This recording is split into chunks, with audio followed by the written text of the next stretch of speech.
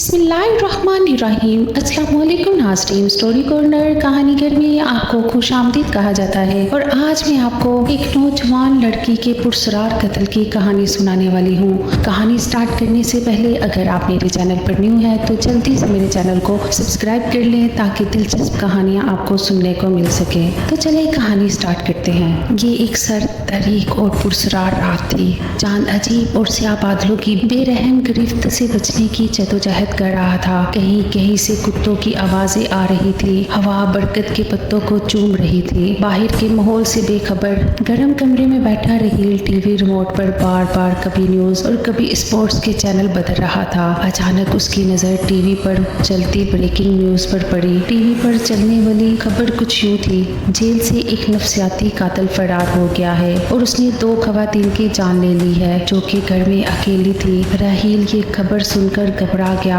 क्योंकि न्यूज में जिस इलाके का जिक्र हुआ था उसी गली में राहील का घर था। जब उसे एहसास हुआ कि वो घर में अकेला है तो उसके होश उड़ गए। आसपास के दरख्तों से उल्लू हाँफ रहे थे। गली में कहीं रोशनी का बल्ब टमटमा रहा था। अचानक राहील ने दरवाजे पर एक ठंडी दस्तक सुनी। उसकी रगों में खून जम सा गया। वो आहिस्तगी से दरवाजे की तरफ बढ़ा। उसकी टांगें कांप रही थी। उसने धड़कते दिल के साथ दरवाजा खोला तो एक पीला आदमी जिसकी उम्र 40 के लगभग थी उसके सामने दरवाजे पर खड़ा था। उसकी आंखें खून की तरह सुर्ख हो रही थी। उसकी आंखों को देखकर राहील का दिल धड़कना भूल गया। आदमी ने पूछा कि क्या ये सारा का घर है? राहील ने सिर्फ सर हिलाने पर इत्तफा किया। ये सुनकर आदमी का चेहरा चमक उठा। हेलो सर, मैं जाबिर हूँ, सारा का दोस्त, उसने सख्त और धीमी आवाज में कहा। मेरी गाड़ी खराब हो गई है, क्या मैं मैकेनिक के आने तक कुछ देर आपके घर रह सकता हूँ? राहील उसकी आंखों को देखकर पहले ही घबरा गया था, इसलिए उसने फौरन इनकार कर दिया, लेकिन वो घर के अंदर जाने पर बाजिद था। आखिरकार उसने सारा से बात करने को कहा। राहील ने सर झटक कर कहा, नहीं, सारा बहुत बीमार है, वो ऊपर सो रही है, मैं उसे जगा नहीं सकता,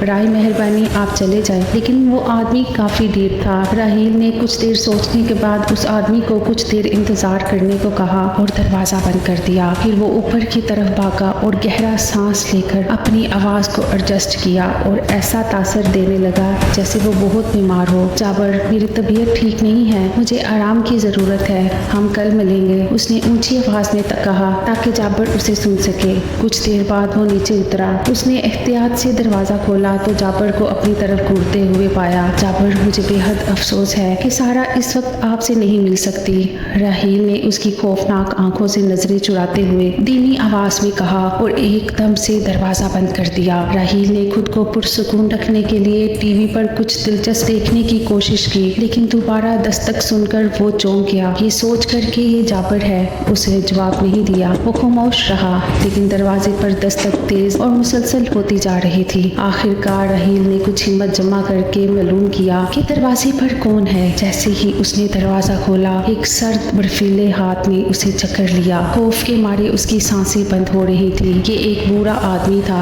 जिसके चेहरे पर खौफनाक मुस्कुराहट थी और कंधे पर एक फटा हुआ बैग लटक रहा था, जबकि जाबर अब भी उस शख्स के पीछे खड़ा उसे घूर रहा था। ओ मेरे बच्चे, मेरे लिए एक गिलास पानी लाओ, बूढ़े ने सरगोशी की। राहील हिचकिचाया। बूढ़े ने फिर कहा, जल्दी करो बेटा, मुझे प्यास लगी है। राहील दरवाजा बंद करके किचन में पानी लेने चला गया। टेलीविजन पर अभी भी खबरें चल रही थी। वापसी पर उसने आहिस्तगी से पानी का गिलास दरवाजे में से हाथ बाहर करके बूढ़े आदमी को पकड़ा दिया। अचानक बिजली चली गई। सिर्फ कुत्तों की चीखें सुनाई दे रही थी। हर तरफ खामोशी छाई हुई थी कि इसी दौरान एक पुरसरार शैतानी और नफसियाती कहकहा सुनाई दिया। बूढ़े आदमी और जाबर ने महसूस किया कि जब बिजली दोबारा आई तो राहील दरवाजा बंद करके चला गया था। जाबर ने राहील को पुकारा, वो वहाँ नहीं था। दोनों आदमी राहील को पुकारते हुए घर के अंदर दाखिल हुए। टेलीविजन पर अभी तक ब्रेकिंग न्यूज चल रही थी। वो दोनों उसकी तलाश में किचन में चले गए। अचानक बिजली फिर से चली गई। एक ठंडा हाथ जाबर की गर्दन पर पड़ा। वो घबरा गया और चीखने लगा। बूढ़ा आदमी भी घबरा गया था और उसे कुछ पता नहीं था कि क्या हो रहा है। जाबर उस हाथ को महसूस कर सकता था जो उसकी सांस की नाली को कुचल रहा था। मुश्किल से सांस ले रहा था और अपनी जिंदगी की जंग लड़ रहा था। खुशकिस्मती से बिजली दोबारा आ गई, लेकिन हैरत की बात ये थी कि वहाँ कोई नहीं था और ना कोई शोर था। वो डरते डरते ऊपर की तरफ ही सोचकर चला गया कि सारा उनकी मदद मदद कर सकती हैं। उनके पैरों के नीचे से सीढ़ियां सिरक गई।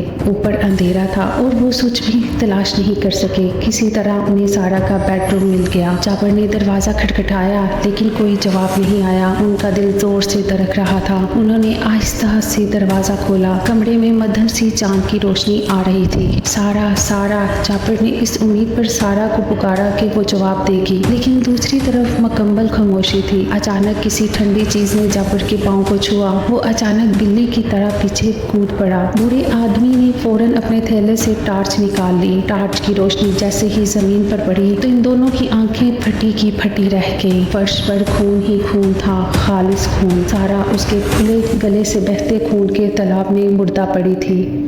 अचानक पीछे से एक शैतानी कहकहा सुनाई दिया। अंधेरे में भी उसके हाथों में पकड़े हुए चाकू से टपकता हुआ खून दिखाई दे रहा था। एक खौफनाक शक्ल उनके करीब आई। बूढ़े आदमी ने टार्च को उसके चेहरे की तरफ बढ़ाया। दोनों आदमियों के चेहरे पर ठंडी मौत के तासरात थे। वो शक्ल किसी और की नहीं बल्कि राहील की थी। राहील वही नफसियाती कातिल है जिसने सारा को मारा। उम्मीद करती हूँ कि आज की कहानी आपको अच्छी लगी होगी। मज़ीद अच्छी कहानियों के लिए मेरे चैनल को सब्सक्राइब करें, वीडियो को लाइक करें। अल्लाह के पास।